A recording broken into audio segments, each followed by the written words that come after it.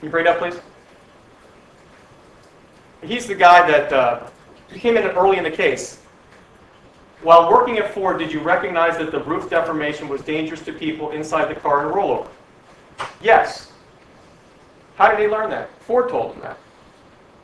Roof deformation was dangerous to people inside the car in a rollover. Yes. It wasn't, roof deformation doesn't matter. It doesn't matter if the roof goes in 9 inches when it rolls over. Your neck's going to be broken anyway. What do you care? If you roll, this is his answer here, if you roll over and the roof comes down on you and you don't have a roll cage, you could get hurt. Next one, please. Based on your experience, your education at Ford, your driving skills and knowledge, your knowledge of safety equipment in a rollover situation, what is the importance of a roll bar in a rollover situation? Answer, to protect the driver. Did it protect you on the day you had your rollover? Yes, it did. Next one. Based on your knowledge as a Ford driver, what was the risk involved if the roof crushed in while you were in the vehicle? You could say severely hurt, I'm sure. How did the roll cage prevent that? Because it wouldn't let the roof come down to harm your neck or your head or whatever, I guess. Next one, please. What was the purpose of the roll cage? In case we roll over, safety. What type of safety did the roll cage provide you? Good safety, because I had a rollover accident and I walked away. Was it to prevent roof deformation? I would assume so, yes. Next, please. Other than the cut you had from the glass getting out of the vehicle, were you injured in any way? No. What prevented you from being injured? The roll cage. Next one, please. Deborah Marth.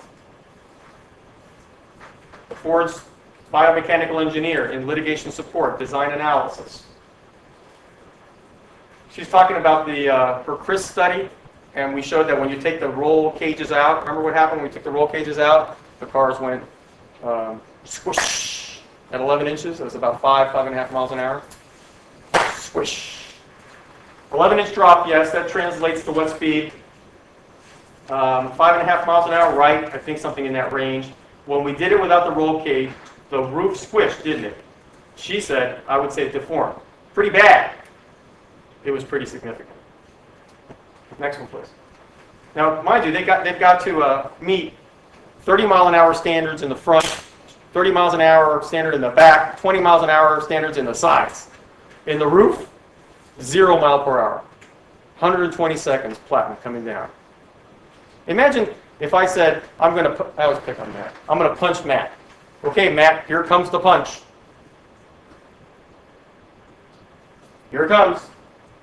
Okay, Matt. And now the pressure. Come on. That's not real world.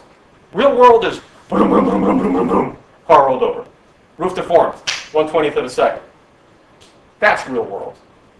Now, what is she saying? You break your neck before the roof deforms. The 3-point seatbelt system didn't stop that from happening. That's correct. She didn't use a cinching plate. She didn't use the locking plate. Ford knew for years that that would happen.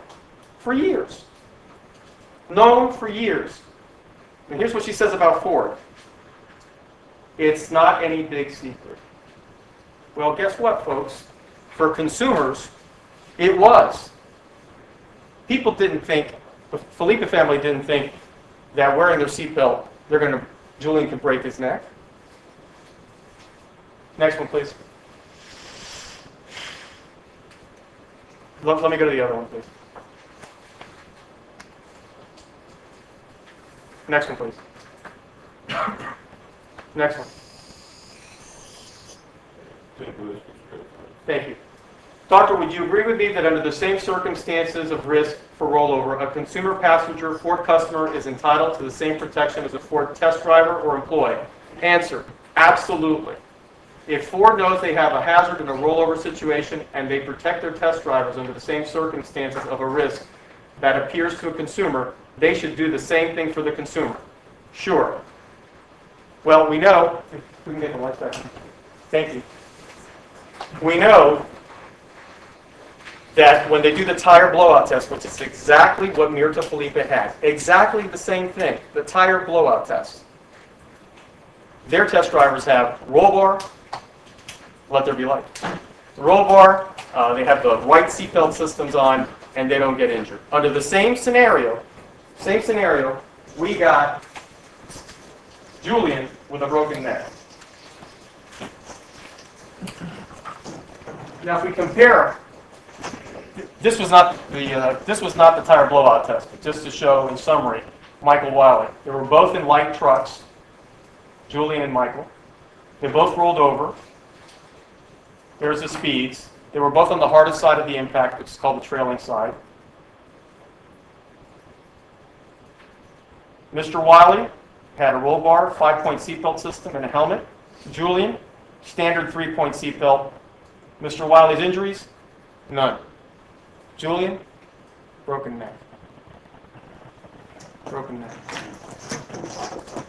Now, we know, and I will not have time to go through all the documents, but you're going to have them with you, which is kind of a blessing because there's a lot of documents in this, a lot that I would be reading to you and may not be too exciting. But to summarize it, in 61, we got the Ford comment. Remember that Ford comment that rolled over? We got the president of Ford saying, "We don't need roll bars. Our roofs are strong," as he testifies to the Senate in 1961, and rolls the comment, and says, "Look at that. The dummies weren't hurt." And then you've got the RSV car that was done in 1970s, which was able to withstand a 50-mile-an-hour rollover. 50-mile-an-hour rollover. Remember the RSV car? I showed the film on that. And then we showed the Ford safety sedan. And as you can recall, the Ford safety sedan had roll bars built in, so that a roll cage built in. So it didn't have to have the roll bar on the outside. It was actually built into the car. And it was able to withstand a 50-mile-an-hour rollover. So Ford knew how to do it. They did it in the 60s. They did it in the 70s with the Ford sedan. They had the technology. It's feasible. They just didn't do it. They didn't do it. And they fought NHTSA with regulations. The documents are in. We don't want them. We don't want to be regulated. We don't want to make stronger roofs because it costs money. How much money? Well, we know from the testimony in this case, $20 to make the roof strong, and less than $12 to make the seatbelt improve excursion. Think about it. If we could say Julian had an 11-inch excursion, if it had been limited to 5 inches, like the Speedo standard, the minimum standard, limited to 5, that's a saving of 4.5 from the static, which was 9.5, or 6 inches from the dynamic. Savings, survival space. And then on the seatbelt, if we save 2 inches by having a latch plate, a lock plate, or a cinch plate, think of the savings that we have there. Now look at Julian. He almost made it. He's not dead. He's not a quadriplegic. If he had had that extra survival space, ask yourselves, would it have made a difference? Think about it. An additional 2-inch savings on the seatbelt, an additional 4.5 to 5 to 7 inch to 6-inch savings on roof deformation. Will we be here today? Less than $34. Will we be here today? So Ford knew how to make a safe car. They just chose not to do it to save money. Not a mistake. It's intentional. And I'll tell you, folks, whether he broke his neck when he hit it initially, and then the deformation occurred and caused additional injuries to him, or whether he broke his neck because there was actual deformation first, it doesn't matter. Ford knew about it all the time. It was their little secret. Not a big secret inside of Ford, but not meeting consumers' expectations. They didn't use reasonable care. This is the difference between regular shape, static deformation, dynamic deformation. That does not meet reasonable care.